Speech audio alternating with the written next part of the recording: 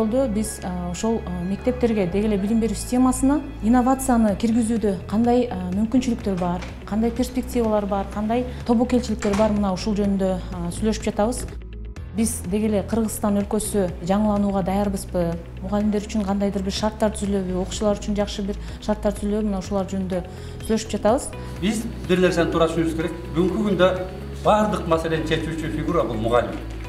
Ошол эле кечээ эле мына 7-8-нде окуу китеби боюнча чоң конференция болду. Ошол жерде да айтты. Эгер мугалим жакшы болсо, китептин жаманы деле проблема эмес. Ал өзү жакшыртып коет. А мугалим жаман болсо, китептин жакшысы маселе чече албайт. Аны мугалим жаман колдонот. Анын пайдасын көрө албайт деген.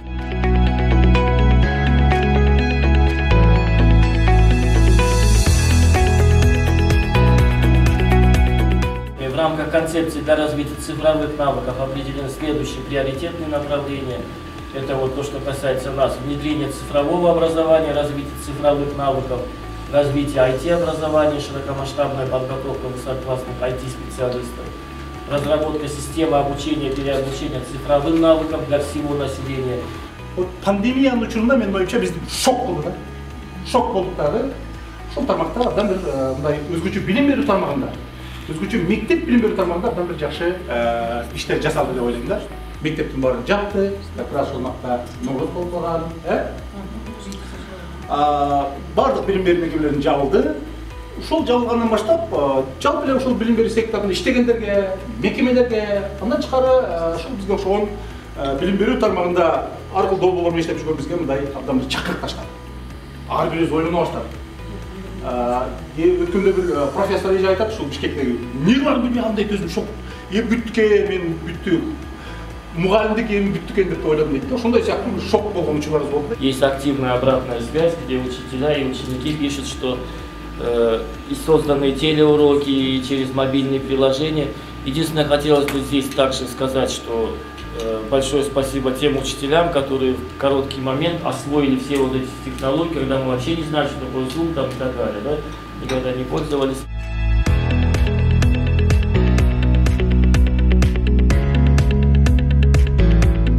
Азыркы күндө бир гана окуучулар эмес, алардын ата-энелери дагы окуп жатат.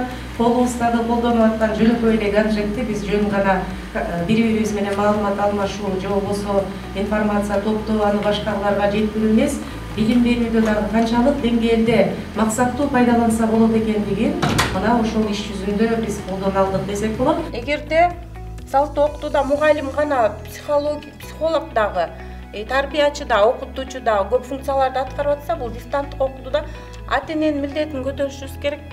Бул да өзүнчө бир жаңылануу. Анткени ата-эненин милдети азыр эске алын элек.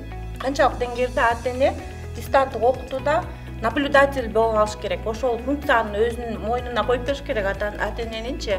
Анткени баланын жазып аткан иштерин, ошонун жыйынтыгын, баланын жазып аткан иш продуктысын дагы ата-эне да көрө билиш керек да.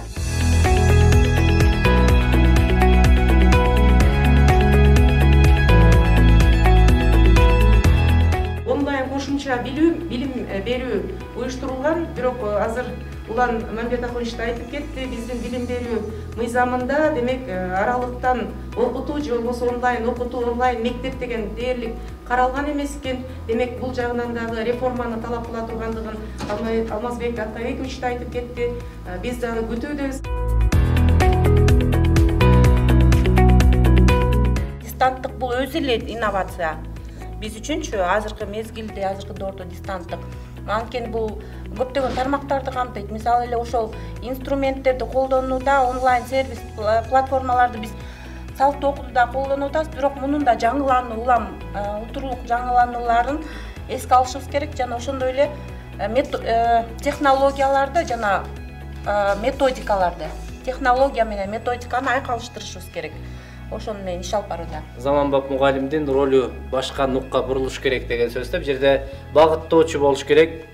Кандайдыр бир маалымат берүүчү булак эмес, багыттоочу катары жардам берүүчү, ментор, кызматташ, анан практик болуш керек дедик. Сөз түрдө шыктандыруучу, окуучу менен биргеликте мындай үйрөнүүчү болуш керек дедик да. Ошол процессте чогуу окуучу менен иш алып барыш керек.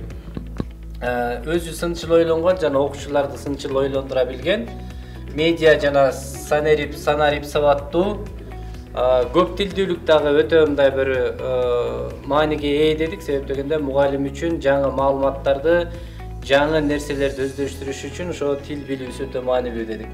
Анан толеранттуу, креативдүү болуш керек. Айзек Азимовдун мугалим компьютер дегенде окуткан курстар болот.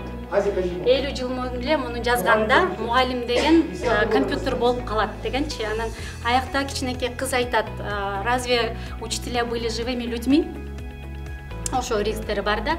А биз айтып атабыз, азыр болсо биз эксперттер айткандай ментор болобуз, наставник болобуз, мугалим өз жагынан өзүнүн функцияларын аткарыш керек. Офлайн шартка толук өткөн учурда дагы онлайн элементтерин толук сактап калышыбыз керек.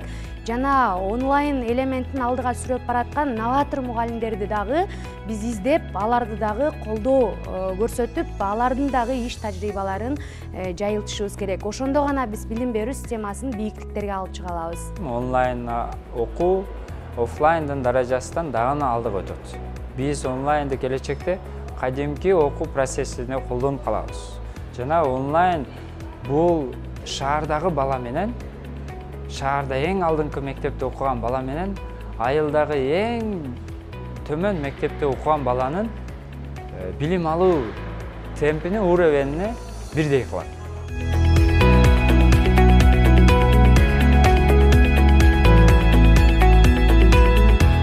Баалоодогу жаңылануулар, баалоодогу инновацияларды колдонуш керек.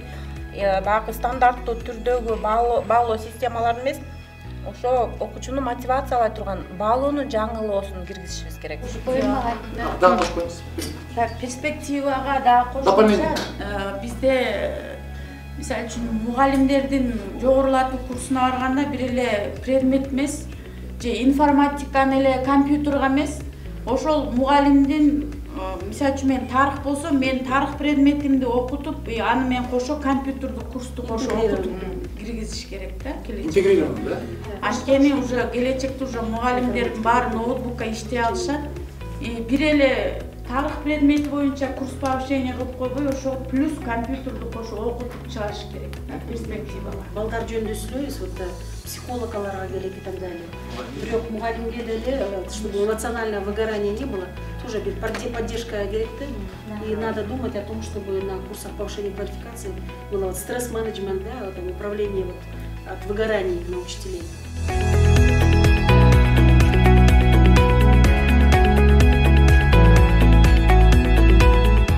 Мугалимдердин абруюну көтөрүштү каалайбыз да.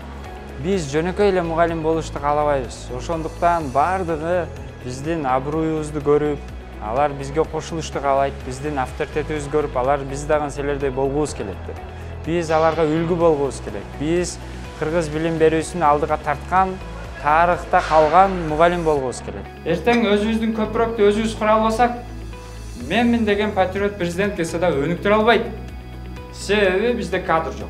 Качан өзүбүздүн балдар күчтүү инженер болуп, качан кең байлыктарды өзүбүз иштетип, өзүбүздүн инженерлер өзүбүз жол салып, өзүбүз көпүрө курганда өнүгүш болот. Ошол адамдарды сиздер чыгарасыздар. Ошон үчүн мугалимдер эле өнүктүрө алат Кыргызстанды. Инновация бул өзү эле жаңылануу, жаңылык киргизүү, бүт бардык чөйрөдө жаңыланууну киргизишибиз